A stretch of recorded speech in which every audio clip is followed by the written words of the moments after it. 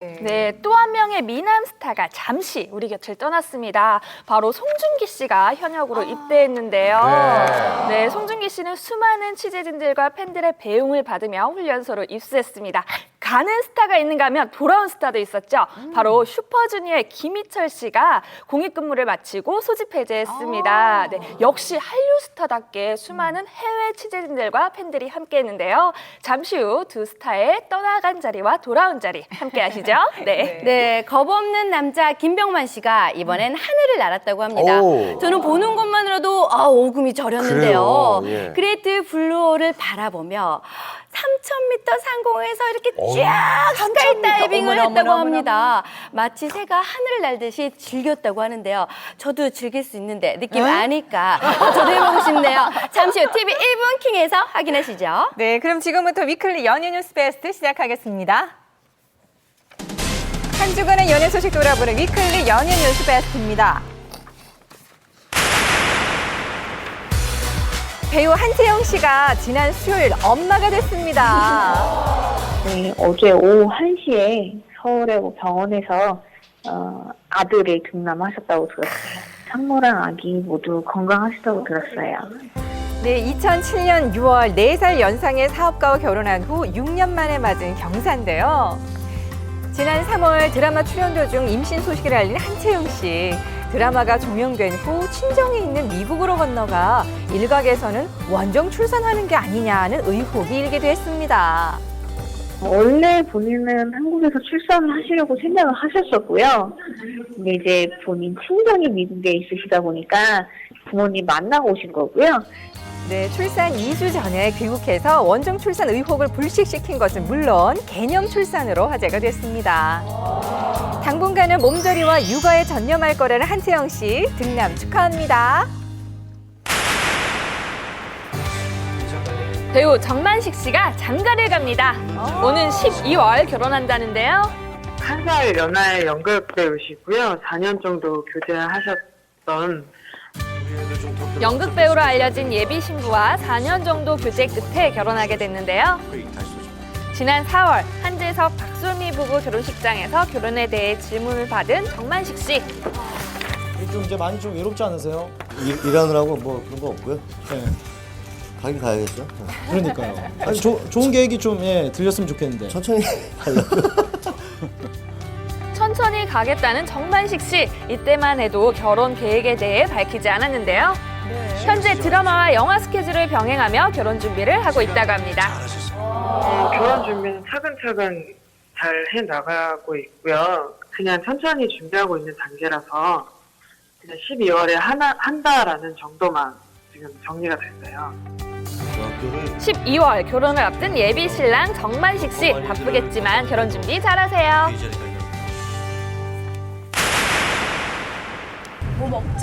연예계 대표 장수 커플 가수 세븐과 박한별 씨가 결별했다는 소식이 전해졌습니다. 세븐과 박한별 씨의 결별 소식은 지난 26일 한 매체의 보도가 나오면서 큰 화제가 됐는데요. 당시 이 매체는 세븐과 박한별 씨가 지난 11년간의 연인 사이를 끝내고 결별했다고 보도를 했습니다. 결별설이 보도되자 박한별 씨의 소속사에서는 공식 입장을 바로 밝혔는데요. 그렇게 말하면 박한별 씨 측은 이런 보도가 나온 후에 공식 입장을 발표했는데요. 이러한 내용은 사실 무근이고 여전히 잘 만나고 있다고 말했습니다.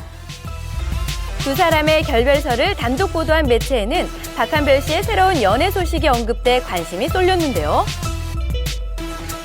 보도된 기사에는 박한별 씨와 류현진 씨가 사귀고 있다는 증권가 정보지의 내용이 함께 실려 있었던 겁니다.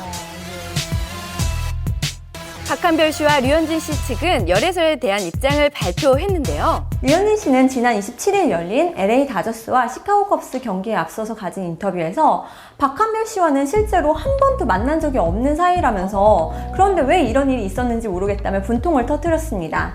또 실제로 박한별 씨를 한 번 보기나 했으면 좋겠다고 이렇게 밝히기도 했죠. 박한별 씨는 근거 없는 결별설과 황당한 열애설에 안타깝다는 심정을 전했는데요.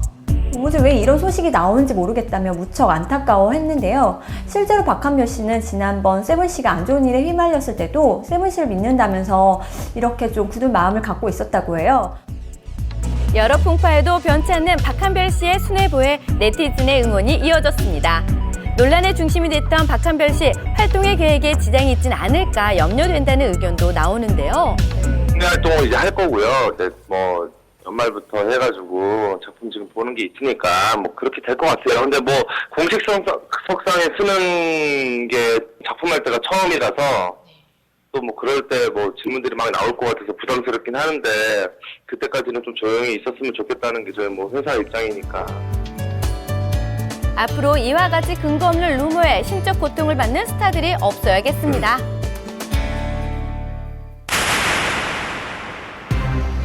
직원들의 임금을 체불한 혐의로 불구속 기소된 심영래 씨에 대한 항소심 마지막 공판이 지난주 금요일 서울 남부지법에서 열렸습니다.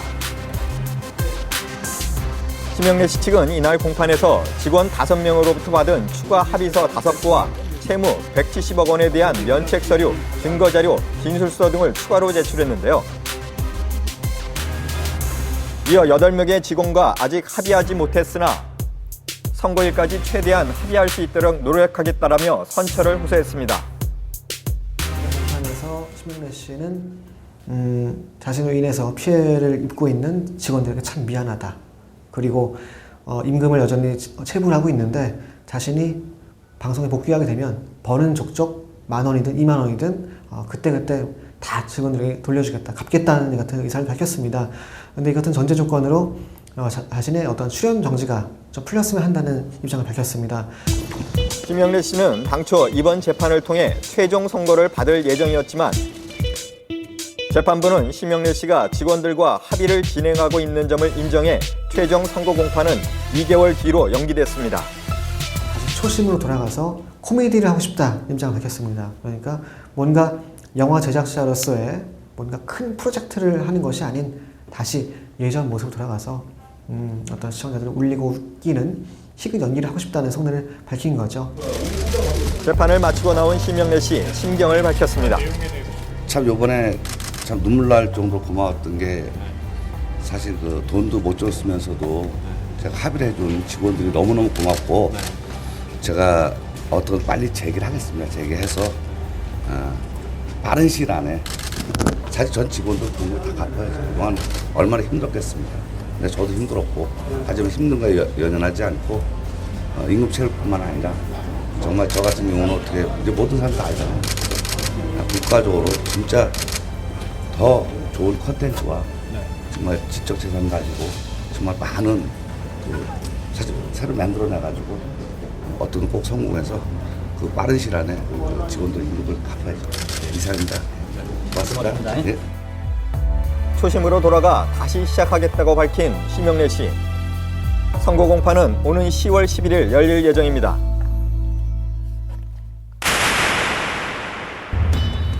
미성년자 성폭행 및 강제추행 혐의로 수감 중인 고영욱 씨에 대한 항소심 4차 공판이 지난달 28일 오후 서울 고등법원에서 열렸습니다.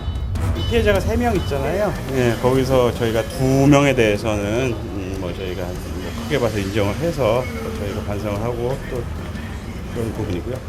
특히 그 강간 부분, 그 피해자에 대해서는 저희가 끝까지 지금 무죄를 주장하는 거고요. 뭐 저희가 그 통화 문자 복구를 해서 낸 거가 있고요. 그거 이상으로 저희가 지금 더 계획하고 있는 건 없어요. 이날 재판은 피해 여성 A양의 증인 출석 여부에 관심이 쏠렸는데요. A양은 끝내 법정의 모습을 드러내지 않았습니다. 수감 생활이 벌써 이제 8개월째가 됐습니다. 그래서 이제 상당히 좀 수척해진 표정이었고요. 그리고 변론이 마지막 일어나는 날이었기 때문에 좀 긴장한 듯한 표정도 읽을 수 있었습니다. 검찰은 별도의 구형 의견은 제시하지 않고 피고인 고영욱 씨 측의 항소를 기각해달라고 재판부에 요청했습니다.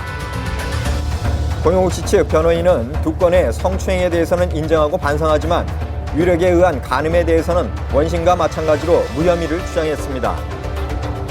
이어 고영욱 씨가 초범이고 대중의 비난으로 가족이 고통받은 점을 고려해달라고 호소했습니다. 재판을 마치고 나온 변호인. 반성하고 있다. 예, 반성을 많이 했고 또 이 8개월 동안 수감 생활을 하면서 많이 좀 자신의 그동안의 삶을 좀 되돌아보는 계기가 됐다. 그런 말을 했습니다. 글쎄요, 뭐 저는 아까도 말씀드린 것처럼 변호인으로서 좋은 결과가 있기를 바라지만 그럼 재판부에서 어떻게 판단할지는 지켜봐야 되겠죠.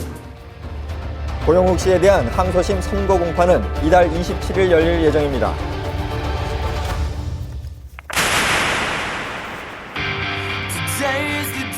지난달 27일 송중기 씨의 입대 현장을 찾았습니다.